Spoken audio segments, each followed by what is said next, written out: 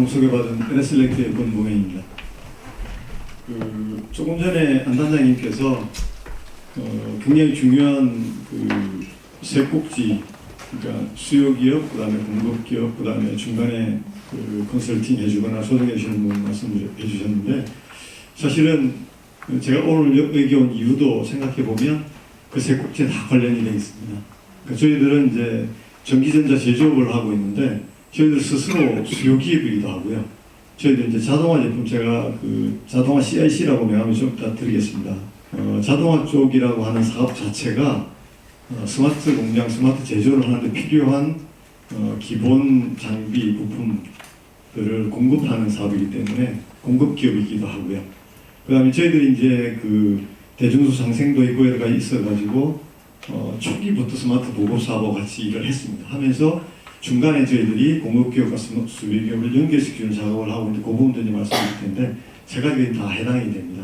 그래서 아마 제가 여기 있지 않나 생각이 되고요.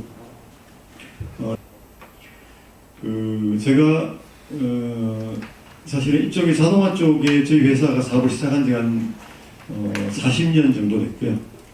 스마트 공장도 시작한 지가, 물론 스마트 공장의 말을 시작한 지가 10년 됐습니다. 그래서 초기부터 저희들이 관여를 했었고, 저희들 자체도 앞으로 살아남고 성장하기 위해서 향후 어떻게 바뀔 거냐에 대한 것을 주의 깊게 보고 있고, 또한 그것이 저희들뿐만이 아니라 대한민국의 제조업 발전을 위해서도 뭔가 역할을 해야 된다고 생각하기 때문에 그 추이를 계속 지금 보고 있는 중입니다. 앞으로 어떻게 될지 한번 살펴보도록 하겠습니다. 2012년에 4월 달에 하노버 박람회가 있습니다. 하노버 메세라고 얘기하는데 제가 거기 참석했습니다. 네.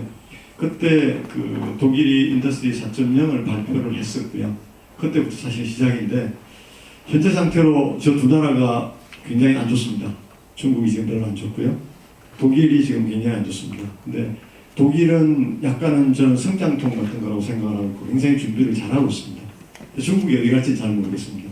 10년 전에 같이 출발한다고 협력하자고 했는데 지금은 좀 더 다른 포지션에 있더라고요. 자, 4.0의 키는 이겁니다. 기술을 가지고 제조를 발전시키자라고 하는 거고요. 거기에 가장 핵심이 되는 부분이 뭐냐면, 기술로 얘기하면 여러 가지 얘기를 많이 합니다. 뭐 AI 어쩌고 저쩌고 얘기하고 많이 얘기하는데, 결국은 뭐냐면 두 가지입니다. 반도체 기술이 발전됐고 통신 기술이 발전이 된 겁니다. 그러니까 결국은 뭐냐면 데이터가 만들 수 있는 요건이 형성이 되는 거죠. 통신이 없었다면 안 되는 거고요. 반도체가 발전 안 됐다면 안 되는 겁니다. 그 두 가지고요. 나머지 AR, VR, 블록체인 이런 여러 가지들은 거기서 파생된 기술이라고 보시면 되고요. 근데 결국은 그것이 어디로 연결되냐면 오토메이션하고 데이터를 만들어내는데 연결되는 그런 이제 가능케 하는 게 있었고요. 국내 필요성이나 이런 부분들은 조금 지나가겠습니다. 이 자료를 좀 보시면 될 것 같고요. 굉장히 많이 중요한 일들이고, 특히 이제 요 인력에 관한 문제는 잘 보셔야 될 것 같습니다. 아마 여기 계신 대표님들도 마찬가지일 텐데 저희들도 굉장히 심각하게 겪고 있는 중입니다. 젊은 친구 어른 일 안 하려고 그러고 있고요. 심지어는 이제 외국인도 구하기 힘들고요. 그 다음에 52시간부터 노조 여러 가지 이슈 때문에 굉장히 고용이나 이런 환경 굉장히 쉽지 않습니다. 게다가 임금이 되게 많이 올라가 있는 상태고요. 굉장히 어렵습니다. 이거 대응을 좀 해야 되는 상황이 있고요. 근데 문제는 뭐냐면 아까 이제 경기도에서도 투자를 많이 해주시고 정부에서도 자금을 많이 넣는데 돈이 많이 들어갑니다. 저희도 돈이 많이 들어갑니다. 사실은 회사 규모에 따라 다르지만 한 두세 분이 하시는 회사도 있고 10분이나 매출이 10억이 됐든 100억이 됐든 이렇게 하시는 분들 계신데, 거기서 몇 억이면 굉장히 큰 돈인데 그렇게 투자를 해가지고 과연 효과가 나느냐, 안 나는 분들이 생각보다 굉장히 많습니다. 그 이유를 저희들이 한 얘기가 아니고요. 이쪽은 글로벌 컨설팅 회사가 분석을 해놓은 겁니다. 근데 이게 정답은 아닌데 시사하는 바가 꽤 많습니다. 고립된 실행이라고 되어 있습니다. 이게 뭐냐면 굉장히 좋은 게 있다 그래서 이것만 따로 딱 하는 겁니다. 그러니까 한 가지만 생각하고 한 번에 하나만 딱 하겠다라고 생각하기 때문에 지속 가능성을 못 보는 그런 문제가 생기고요. 두 번째는 뭐냐면 이 적응 실패입니다. 이거 굉장히 많습니다. 도입할 때 제대로 도입을 하지 못하면 기술이 되게 좋다서 갖고 왔는데 저랑 안 맞는 거죠. 그러니까 저는 한복을 입고 있는데, 옛날에 그런 얘기 많이 했죠. 한복을 입고 있는데 예를 들면 자전거를 타라든지 안 맞는 거죠. 자기한테 맞는 게 돼야 되는데, 그러니까 좋은 공급이 있다고 해서 좋은 딴 데서 잘 됐다고 그러니 갖다가 썼는데 저는 못 쓰는 것이 벌어지는 거죠. 또 하나는 뭐냐면 새로운 기술이 나왔어. 뭐 AR, VR, 뭐 그다음에 요즘 나라 AI, 챗GPT 뭐 이게 굉장히 좋은 게 나왔어요. 이거 남들 다 한대요. 해야 될 것 같아. 안 하면 뒤떨어질 것 같아. 했는데 안 됩니다. 왜 안 되느냐? 그 기술이 가져와서 나한테 무슨 효과를 낼지에 대해서 생각을 하고 갖다 써야 되는데, 옆집에서 잘 되니까 나도 갖다 썼다. 옆집 상황에는 그게 맞을 수 있지만 저희 상황에는 안 맞을 수 있는 거거든요. 근데 그거를 판단이 잘 안 되게 되면 돈만 쓰고 안 되는 경우가 생긴다. 그 다음에 네 번째, 지나친 완벽 추구도 문제가 됩니다. 자, 잘 모르겠으니까 뭔가 잘 할 때까지 기다리고 있겠어.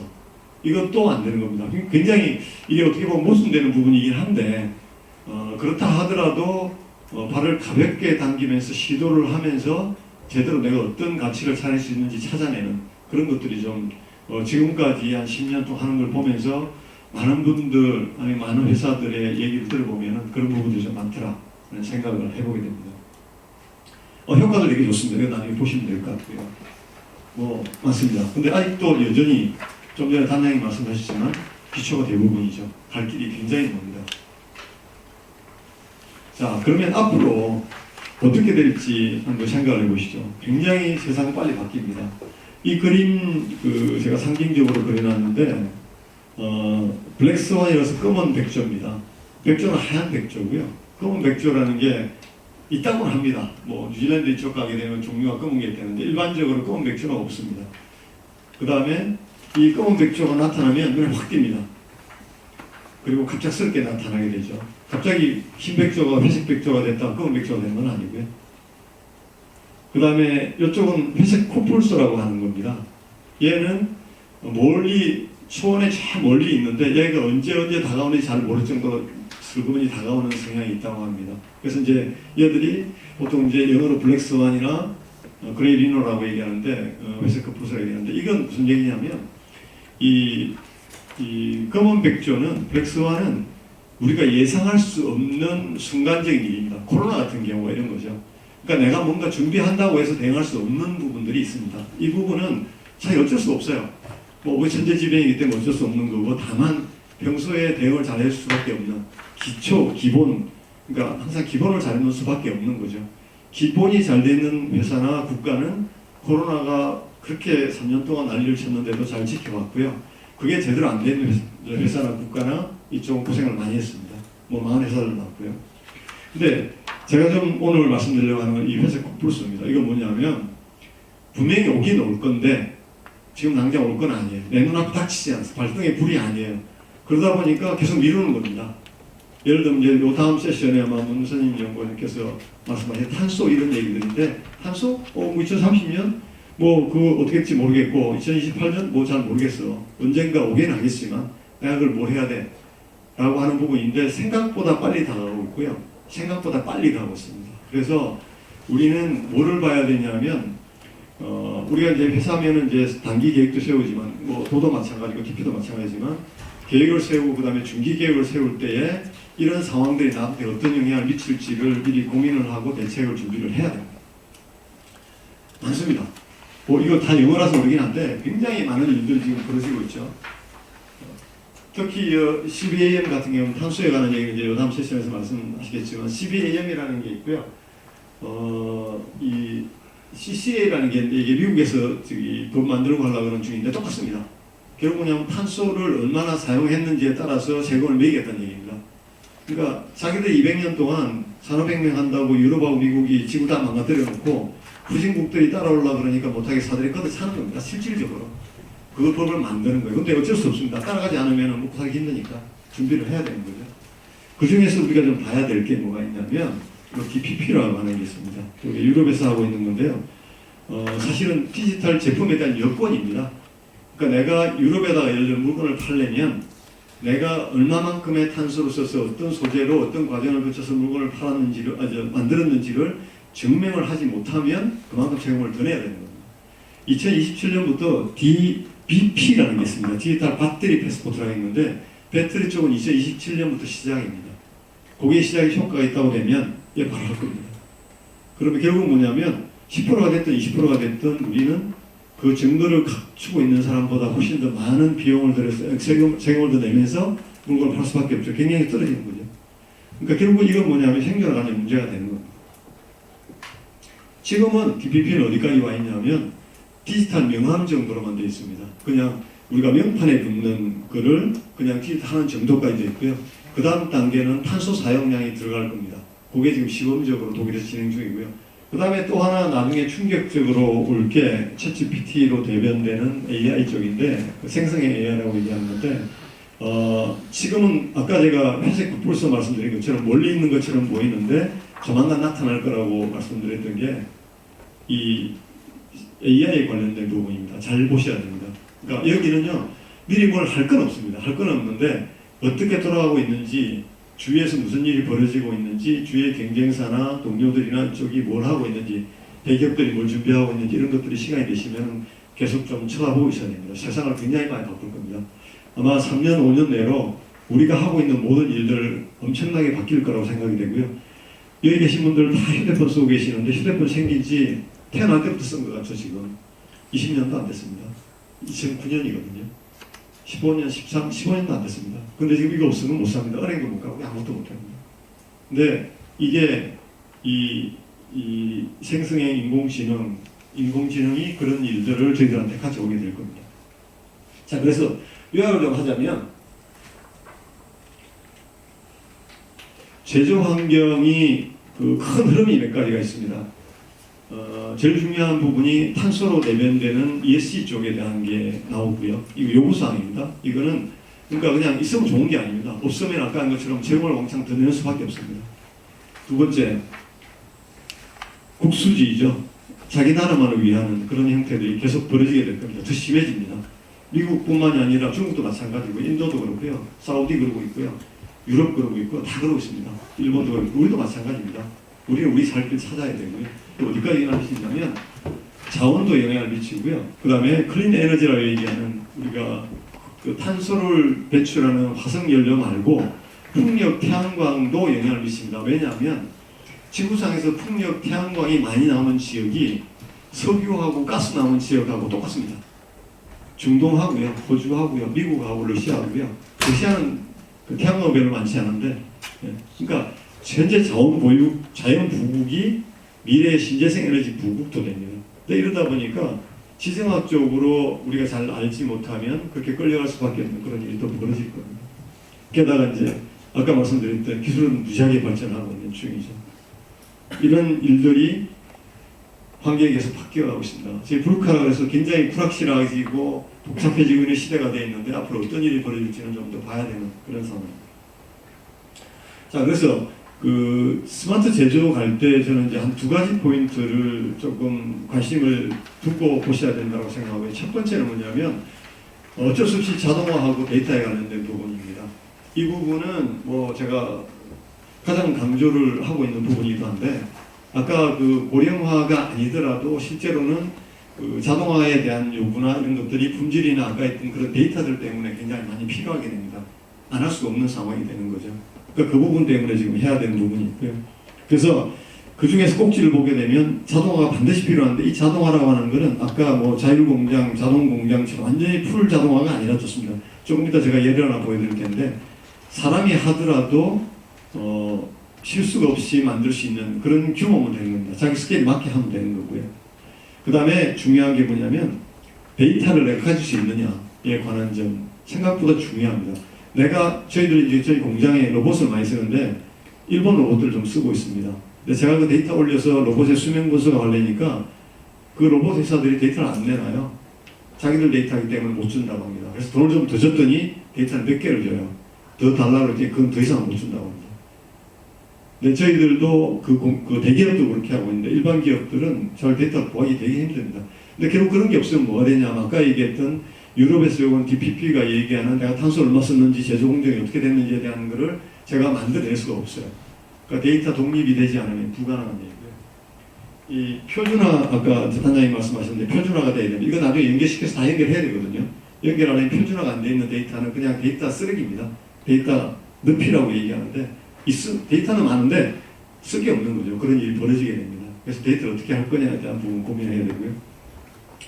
그다음 이제 솔루션 뭐 ERP나 MES나 뭐 SCM이나 여러 가지 많이 깔고 있는데 이게 과연 지속적으로 유지 보수도 되고 그다음에 다른 시스템과 연계되는지를 분명히 보셔야 됩니다.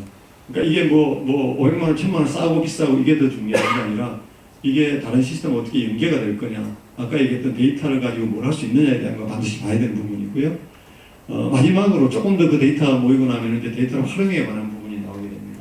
근데 이게 이 데이터 활용에 대한 부분에 가면 또 얘기가 많아지게 되는데 이 부분을 간단하게 말씀드리자면 아까 말씀드린 거와 똑같습니다. 남들이 한다고 좋은 게 아니고요.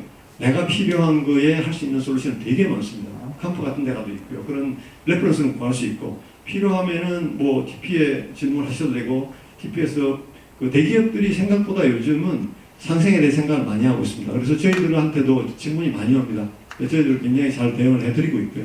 그래서 모르시면 저희들한테 연락 주십시오. 제일 마지막에 홈페이지 있고 하니까 연락 주시면 저희들이 대응을 해드릴 수 있습니다. 요 내용은 요걸 한번 보여드리죠.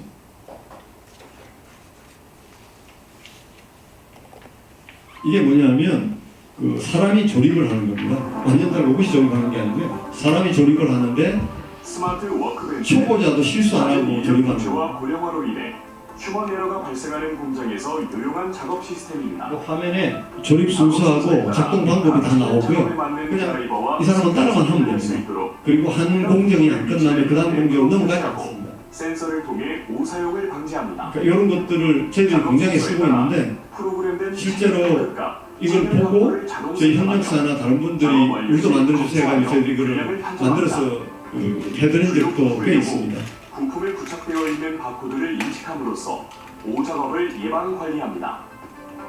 스마트 워크벤치에서 사용한 부품, 각 작업별 진행 시간 등의 모든 정보는 데이터베이스로 저장되며 품질 추적 관리 및 데이터 분석을 통해 생산성 향상에 활용할 수 있습니다. 이런 것들이 그 데이터를 만드는 작업까지 가는 거예요. 그러니까 이걸 완전히 로봇으로 하는 수도 있지만 사람이 조립하더라도 그걸 데이터화 시키고 그걸 추적할 수 있게 만드는 그런 활동들이 다 가능하다는 것입니다. 그 다음에 한번 보시죠. 이거는 고도화되거나 대량인 경우에 쓰는 아닙니다. 이거 100% 로봇이 작업입니다. 딱 사람 한 명이 관리하고 있고요. 한계점을 극복하고 다품종 소량 생산 대응이 가능하도록 생산 장비를 연동한 제가 이 로봇을 일본 로봇 썼는데요. 여기서 데이터 뽑으려고 하면 데이터가 안 준다는 거예요. 그래서 저희들이 로봇도 만들 생각을 갖고 있습니다. 저희들이 만들어서 우리 로봇 쓰시는 분들한테 데이터 다 제공해드릴 거예요. 라인 변경의 유연성이 높아 신규 구축에 비해 비용 절감과 재활용이 가능한 친환경적인 스마트 팩토리 모델입니다. 각 공정은 작업 전후 비전과 레이저를 활용하여 품질 검사를 시행하고 생산 과정에서 발생한 모든 데이터를 수집하여 품질 및 생산성 제가 향상에 아까 활용할 수 그 있도록 DPP라고 하는 걸 말씀드리면서 유럽에서 디지털 명함 같은 거라고 얘기했는데 거기에 들어갈 수 있는 데이터는 저희는 다 가지고 있습니다. 아직까지 저희들은 탄소를 얼마나 사용했는지 데이터는 아직까지 안 가지고 있고요. 그 모으는 작업들을 지금 저희들이 준비를 하고 있는 중입니다.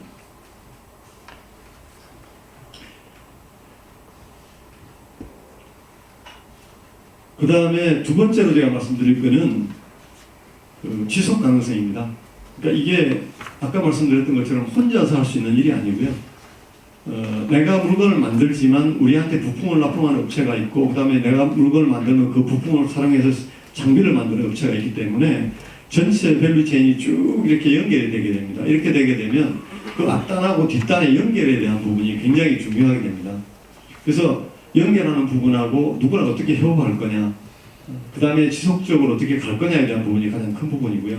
아마도 제가 아까 와서 킥으로 그 여러 대표님들께서 이제 설문해 주신 거 보니까 지속 가능성에 대한 말씀들이 꽤 많이 계시던데 이 로드맵을 기본적으로 만들어 놓고 아까 단장님 말씀하셨던 마이스터도 마찬가지고요. 저희들이 지금 하고 있는 일들도 마찬가지인데 공장을 진단하고 앞으로 어떤 로드맵으로 가야겠다는 것을 기본적으로 틀을 만들어 놓고 그 순수에 맞춰서 일을 진행하는 게 반드시 필요한 부분이고요.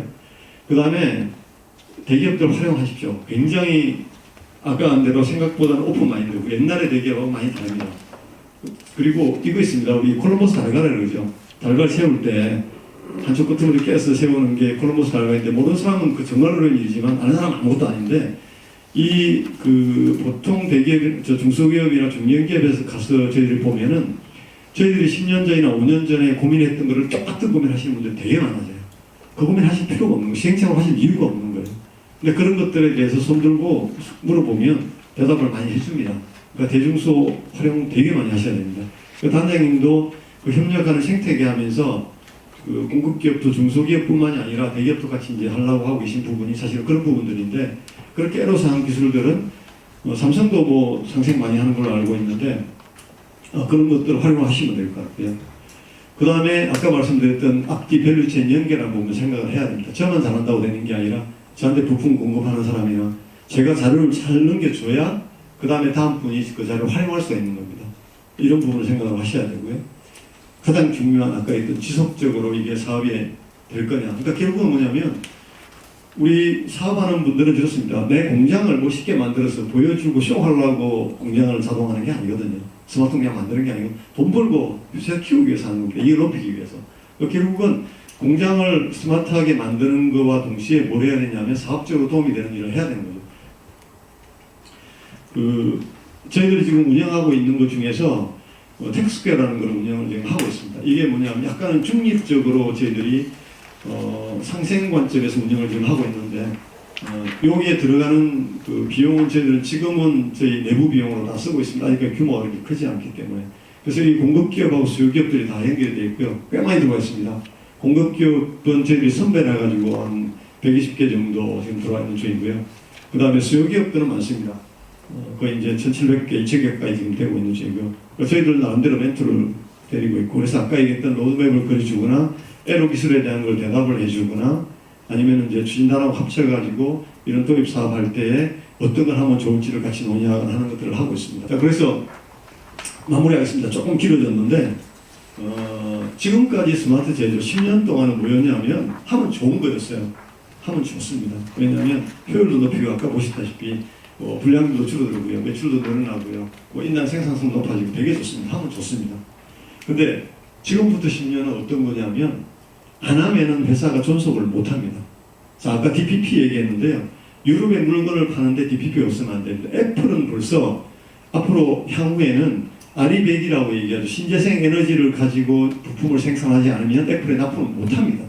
그러니까 기존에 아무리 10년 동안, 20년 동안 납품하고 있다 치더라도 조건을 만족시키지 못하면 못하게 되는 거죠. 그러니까 결국 생존하고 관계가 되는 겁니다. 그러니까 지금까지는 그냥 하면 좋았어요. 효율하고 좋은데 안 하면은 이제 못합니다. 그래서 일단은 투명성, 가시성이 확보가 되니까 데이터를 제가 가지고 있어야 되고 대시보드 만들어 놓고 데이터를 정확하게 잘 모으고 있어야 되고요. 그 다음에 아까 얘기한 대로 데이터를 모아가지고 새로운 가치 만드는 거, AI 같은 거 활용해가지고 수명 진단이라든지 수요 예측이라든지 이런 걸 할 수 있는 그런 걸 해야 되는 거고요. 가장 중요한 건 뭐냐면 규제 대비해야 됩니다. 우리는 수출 안 하면 안 되는 나라지 않습니까? 이거 못하면은 우리는 없어요. 제조업 우리가 뭐 수출 안 하면은 우리나라에서 자원도 없고 아무것도 없는 나라인데요. 그러니까 반드시 준비를 해야 되는 거고 이걸 하지 못하면 살아남지 못할 거다. 근데 생각보다 아까 제가 회색 컴플스 말씀드렸던 것처럼 멀어 보이지만 멀지 않고 차분히 차근차근 준비해서 기초를 딱 갖춰서 이렇게 해놓지 않으면 몇 년 내로 굉장히 어려운 일들이 많이 들어갈 겁니다. 그게 애플만 그런 게 아닙니다. 벌써 LG화학도 그 DBP라고 했죠. 배터리 패스포트 때문에 이 탄수에 대한 게 언제까지 준비가 안 되면 그게 납품을 못하는 형태로 계속 바꿔나가고 있습니다. 그게 1차 협력사한테 얘기하면요. 1차는 2차에 해야 되고요. 2차는 3차에 가야 됩니다. 그러니까 거기서 이제 밸류체인에서 떨어져나오게 되는 거죠. 그게 가장 무서운 일입니다. 그래서 결론적으로 제가 말씀드린 건 스마트 제조라고 하는 건 아까 했던 것처럼 지금까지 10년 동안 했던 효율을 높이고 하는 거에서 떠나서 이제는 지속 가능 성장을 위해서 반드시 필요한 거고 그건 하나의 여정이라고 생각을 하셔야 됩니다. 기술은 굉장히 좋은 게 많이 나오고 있고요. 갖다 쓰면 되는 거고요. 다만 내가 그걸 가지고 무엇을 준비하고 어떤 효과를 만들어낼 거냐에 대한 부분들은 실제 계신 대표님들이 잘 아셔서 보시고 생각하시면 될 것 같습니다. 예, 이상 제가 준비한 거는 여기까지입니다. 감사합니다. 네, 감사합니다.